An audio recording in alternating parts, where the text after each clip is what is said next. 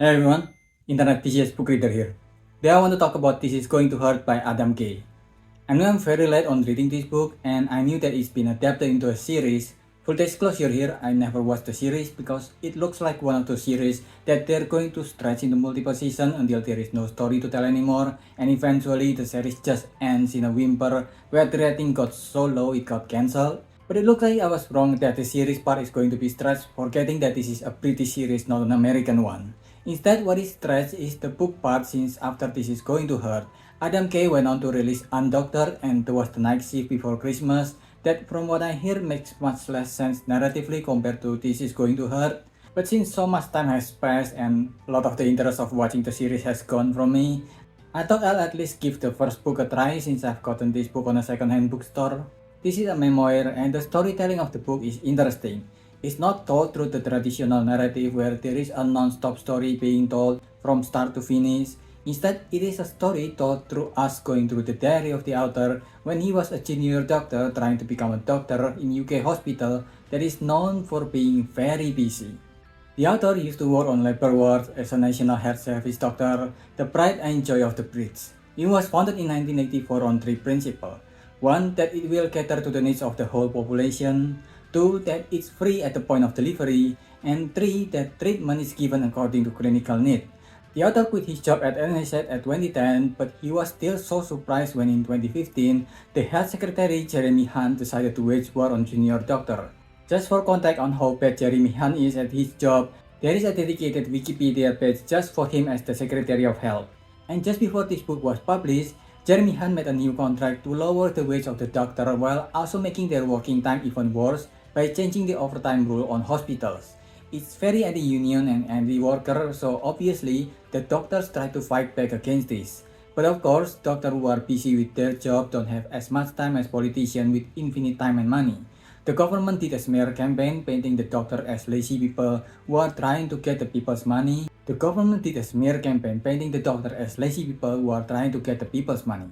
And because the stereotype of doctors are rich people with big houses and cars in every fictional television with extra time to have multiple sex a day and holiday every weekend, the smear campaign worked and the bill got passed, making the life of junior doctor much worse since they can be ordered to work longer without getting any compensation for them now. So overtime becomes the norm for them. Saying this, the author decided to dig up his diary that he kept when he was working as junior doctor to maybe help the population see how life as a doctor actually is compared to the false stereotype that they live in. The author never did wanted to become a doctor. It's just his life trajectory somehow went there for the usual reason that sometimes people just headed to a certain direction to try to make a living without knowing what they wanted in life. So it is quite impressive that he managed to become a doctor, going through the required straight A's at school and harsh interview to scream him out of the many competition, 10 times more applicants compared to other jobs. But he got accepted to become a junior doctor at the Imperial College in London in 1998, so he moved from Dulwich to South Kensington. He didn't suddenly got very busy with ton of different jobs. It is still mostly manageable, it's just mind-numbing and very time-consuming. Like every morning there is the ward round where team of junior doctors follow their seniors to every part of the hospital, taking notes of everything they were pushing to their juniors. Book an MRI, refer to rheumatology, arrange an ECG. After they did this job that are not theirs, then they can go to finish their own job that usually goes for hours longer than their working hours, unpaid. But that's the day shift. During night shift, it's a whole lot of different beasts. There should be less patients at night in the hospital, but what's left are all hospital inpatients that are not allowed to go home because they are in a very bad position health-wise. And I couple that with the fact that only night shift doctors are there, so there are much less doctors. Junior doctors who have yet to learn and don't have much time to learn during the day will struggle going after one emergency after the other that usually don't wait until one emergency is finished to start the next one. It's 8 hours of hell that made the author miss the 16 hours of mind-numbing work during the day. But at least he's a doctor now. Well, he had to deal with being with a less competent partner like the usual group project. On one of the day round, he had a 70-year-old patient with dementia that believed he's a German doctor, so he often followed their ward round to cheer on them with thick German accent. What little free time they have, the junior doctor often shares stories of their patient which accumulate quickly. Sometimes if they're lucky, they got a story like the one Seamus shared where one of his patients only sweat from half their face. It's Horner syndrome, which indicates that It's Horner syndrome, which indicates the possibility of lung tumor. So basically, even during break, they still talk about work. It also didn't take long for him to experience his first patient death, and it didn't take long for him to start smoking, even when he never even had one before the experience. But the work goes on. He need to tell another to stop taking her herbal capsules too much because it contained a small amount of cyanide. She kept taking them because it's supposed to be herbal, and marketing made herbal mean safe, which she believed for a long time. At one point, the hospital also forced all the junior doctors to opt out of the European Working Time Directive so they can have less break time. Even though in not just a week, his working time is already 97 hours. And then not long after that, he lost another 3 patients, followed by the first time he saved a patient, or at least bought him a few more weeks of life. It's not always death or life situation though. For the most part, the author can still have some friendly banter with his patients, negotiating for the length of sick leave he should give them. Sometimes it's just removing alien objects from people's asses. In just under 1 year, he had removed 4 objects so far. That is quite up there, so it needed professional help to remove them. But some of the experience are extreme enough to give him PTSD from any sound that sounded like the hospital pager. Once he had to perform the procedure for death pronouncement, which involved a long few minutes of listening with stethoscope in a very quiet room in front of his elderly wife, and the lady had to ask if he was okay a few times during the procedure because of how depressing it looks, even though she's the one who just lost her husband. And the working hours didn't help with social life. On 7 July 2005, the London bombing happened, so for a week, even if the victim of the bombing is nowhere near his area, he had to be on standby for that week. He also had to cancel his plan for his best friend's stag because his planned leave had to be cancelled even though he had prepared for this months in advance with 2 backup plans. And just like that, a year has passed, and the author is now a senior house officer. It's just a fancy name that has been given to junior doctor who have been junior doctor for 12 months. He's still junior doctor. Just a year older, so now they can also choose their specialty starting from here, whether to go to general practice, hospital doctor, or surgeon. The author chose obstetric and gynecology, or in his own words, breaths and twats. He knows the expectation that delivering baby also had its lows, but it's delivering baby to a family that expected them, so he chose it expecting the highs to overcome the lows. It is quite a busy and eventful work. Just in the first week, a mother who had just delivered her baby is bleeding profusely because a piece of placenta was stuck and the uterus can contract back down because of it until it was removed. He also had the experience to use a fan house to have a baby birth.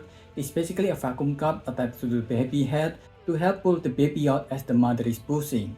He also finally had his first experience at performing the cesarean operation, which lasted for 55 minutes. There is also somehow so much more work now that he had chosen his specialty. The author has to work on Christmas morning, but he forgot to turn on his alarm. Fortunately or unfortunately for him, depending on how you want to view the situation, he's already at the hospital. He fell asleep on his car when he got into it last night, so he woke up already at the hospital, and work must go on. He also had to help with operation for some Jehovah's Witnesses that made the operation much more difficult since the cult doesn't allow blood transfusion. The author also got attached to one of the baby he helped deliver because how tough it is to help them survive. The mother had symptoms of preeclampsia on her brain that is dangerous for her life, and the baby was born much too early and only had 10% to survive. When they both survived, he tried to keep in touch with them even if it's against protocol because of how happy he was that they made it. On February 26, the trust of the hospital decided to fire all of the hospital secretary and replace them with a software that doesn't function properly to give sensitive information to the doctors. If you ever work at an office, you know how bad of a move this is. In a hospital, it's worse. It put the patient in more danger by firing all the people who have worked hard to make sure the hospital functions properly. But at least the trust saved a lot of money that they can use to go on holiday, so there's that. The book gave us a look on the horror that is the working hours of junior doctor, coupled with the lack of guidance from having to go through a lot of them on first-hand experiences. It also gave us the horror show that is the capitalistic mindset of the people who hold the money to make sure hospital and their worker work as good as they can because literal life and death situation happens very often there. And since the author chose to OBGYN specialty, we also got the author's first-hand experience of the horror show that is childbirth. Any natural material the body produced during childbirth, like the placenta, had to be taken out or it's life-threatening. Preeclampsia, that's also life-threatening. Ectopic pregnancy, where the embryo attaches outside of the uterus, that's life-threatening. And that's even before we're talking about diseases and sickness that are not gender specific like cancers. It's honestly a great book to read because it is chunks of diary entries, you had a lot of room to breathe even when some stories can get dark. It helps that there's a lot of humor in the entries, and it managed to be funny while still showing you the incompetence of the people who run a hospital and how it not only affects the patient but also the doctors who work there. And because it affected the doctors so heavily, it also affects the quality of care they can give to their patients. These doctors often live their life on the hospital for fuck's sake. One of the doctors in the entry had to perform CPR on a patient in a full Santa outfit, traumatizing her with the sight of Santa kissing her with his hand on her chest. There's also the yearly or half-yearly culture of Black Wednesday, one of the policy mentioned in the book where every junior doctor is mandated to change hospital during the same day at the same year. Even if it gives good variety of experience to these doctors, it also of course affects the quality of their treatment since everyone during the same day have no experience at the new place, as if their job is not stressful enough as it is. I know that the book is about a medical care worker in UK and not only you most likely couldn't help change the mind of the bloodsuckers that run it to take less paid while doing a better job, but in your area you are likely to not get the same experience. But everywhere, doctors unfortunately is one of those jobs that are regularly taken for granted because we expect so much out of them without considering them as a person. Hell, politicians got more slack and more celebrity worship than doctors, even though historically it is always a dumb move to put politicians on a pedestal. The author eventually left the hospital and his job as a doctor because he kept experiencing so much loss without any time to grieve or even take a little break, so he decided to give the job up. Remember during COVID when there's so much appreciation for doctors and caregivers who risk their lives saving people from the pandemic? Try to hold that sentiment for more than the length of a social media post. I give this a 4. What do you think? Let me know if I missed anything, so leave your thoughts in the comment below and subscribe to the channel. That's about it. See ya.